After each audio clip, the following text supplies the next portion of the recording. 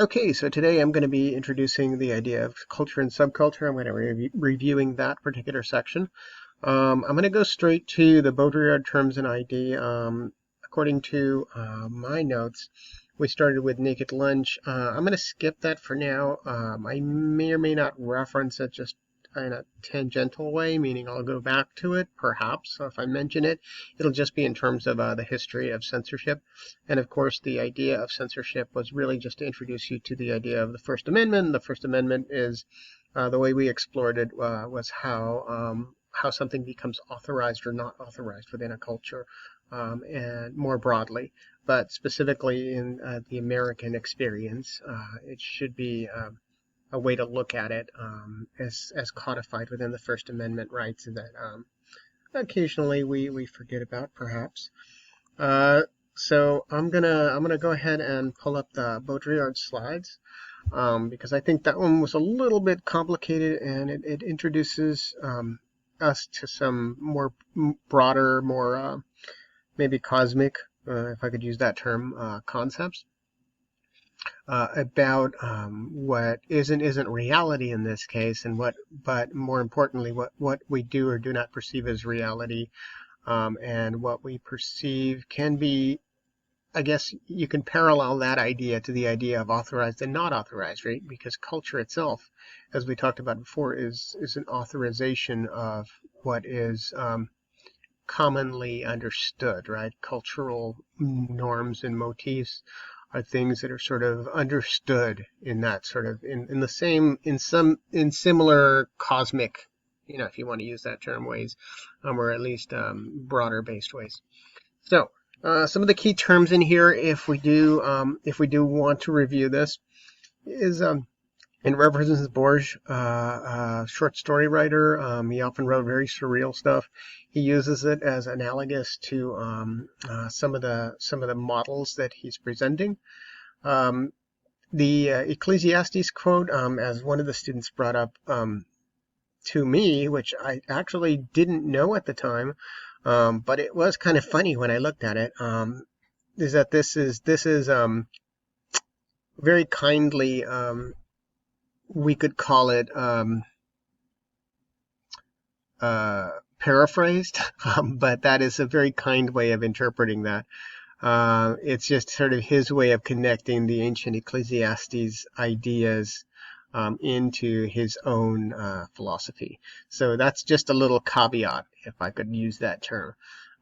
So the Ecclesiastes quote may be interesting to mention only in the sense of reality and unreality, what we perceive, what we don't perceive.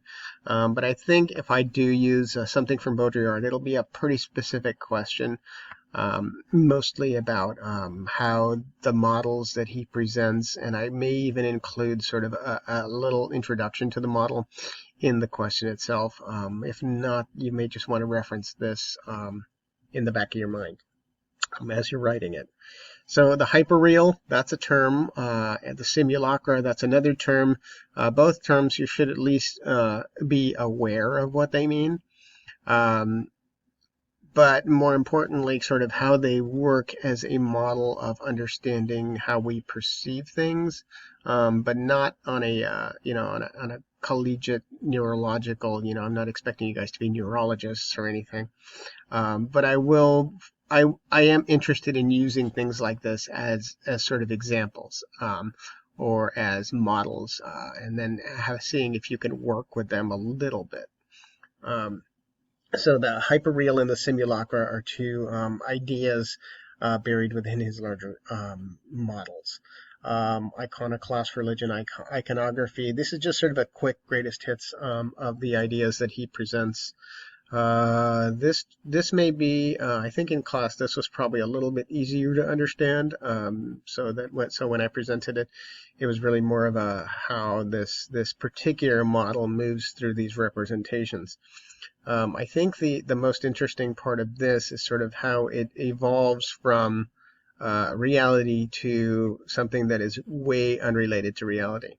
In similar ways, we can take sort of what we perceive and understand it to the extent that we can, and then it sort of gets lost in this mix of culture and authorization, meaning what is allowed by the culture, what is forbidden, that kind of stuff.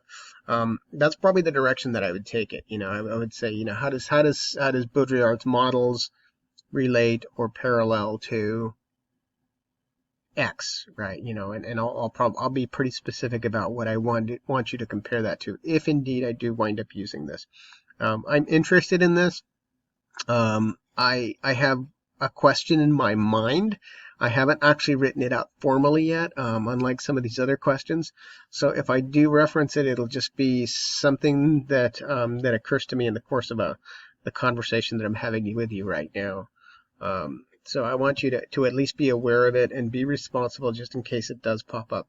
But again, in the final, there's going to be lots of choices, I think, in terms of what you can answer. I'm going to have a number of questions, and then you're going to be able to choose from them. So if Baudrillard was really interesting to you, and there are some weirdos like me that find this very interesting, it'll be an opportunity to show off my analytical skills, and argue about the idea of reality and authorization, and how it connects to the First Amendment. That's the direction that I would probably take a question like the one that you'll probably presented with. Some of the other secondary points and questions about social construction and identity. This is my way of asking you questions provocatively so that you can tie back to some of the things that we talked about more broadly when I was introducing this particular section, and then even the class, itself, when we were talking about critical thinking and culture and social construction. All of those things I think are fair game. And I do reference something here about the social credit system, which we didn't really go over very much in class. I think I talked to you a little bit about it at the end of one class, at least in one case, and then maybe a little bit more broadly in one of the other classes. So I know I referenced this social credit system in China, about how the tracking and stuff like that works, and how that's kind of scary to some people, about the extent of what, of the kind of authorized actions that you can take in the sense of you gain credit within the system for doing good things, proper things, and then you get credits taken away for improper actions. Maybe that's a little bit more directly related now, because we're thinking about, we're talking at least about a tracking system for viral stuff, right? So that's interesting, to say the least. But I don't know if I'm going to reference that as directly as all that. I mean, if I do introduce it, it's probably going to be a little bit more of a description, so that you know what to do with it, because I didn't assign it as sort of a follow-up. And then this is, we didn't do this, but these are two activities that I was thinking about doing that we didn't get around to. We wound up just talking directly about the social credit system. So that's Baudrillard, culture and subculture. Let me move on here. I'm going to go straight to,